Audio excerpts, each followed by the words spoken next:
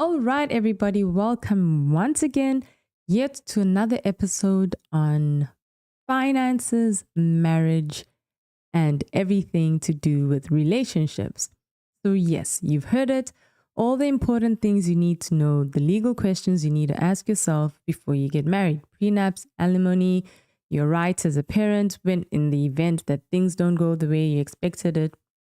But that protects your assets, but the mindset protects your marriage. So these are the four questions you need to ask yourself and your future partner in life. These four questions. The first thing, or the first, not questions, but the first mindsets you should look for is money is a team sport, not a power struggle.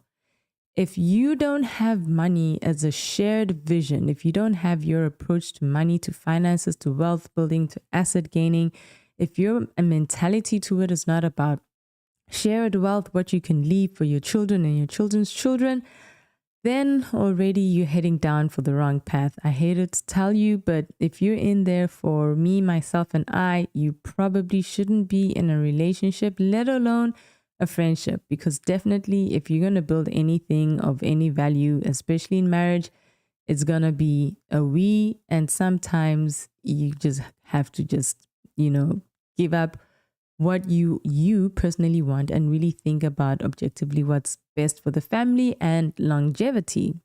Secondly, the second most important mindset that you need to have is debt as a shared enemy. So, for example, perhaps you're in the marriage and then you guys decide that you want to start a business together.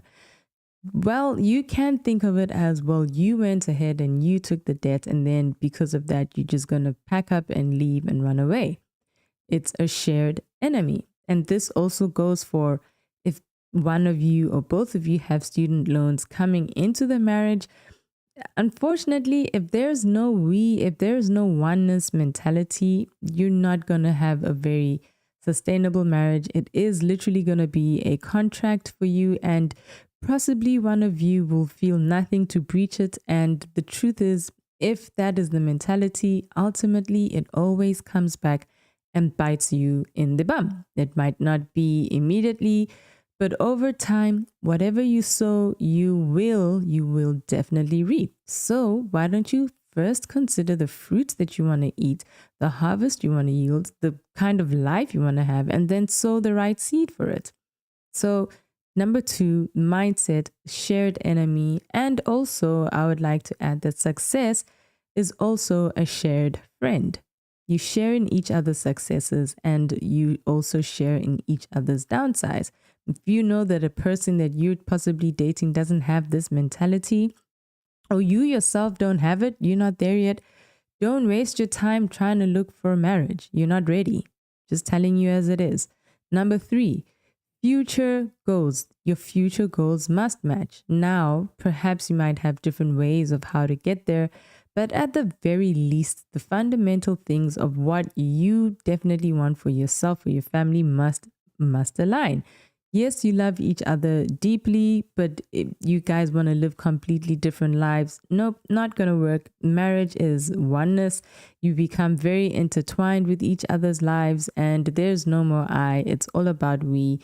It's not me, myself, my space. I'm not saying that you as the individual need to completely change, because it's your differences that that comes together that makes it an amazing team. What you're strong at, the other person is good at. What the other person is weak at, you're strong at. And the whole idea of it is team. If you don't have this mentality, marriage is not for you. Don't waste your time. Don't waste the other person's time.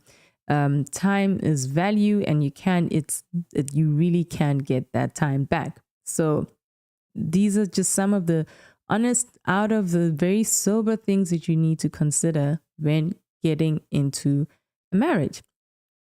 So questions like, okay, what do we want in the next 5 to 10 years? What does that look like? Because this is important. One person might want to save aggressively while the other person might not want to. This is very important. What's your mindset? What's your mentality and your future goals? They must align, they must match. And there's nothing wrong if you guys don't align and you don't match. It's not by force.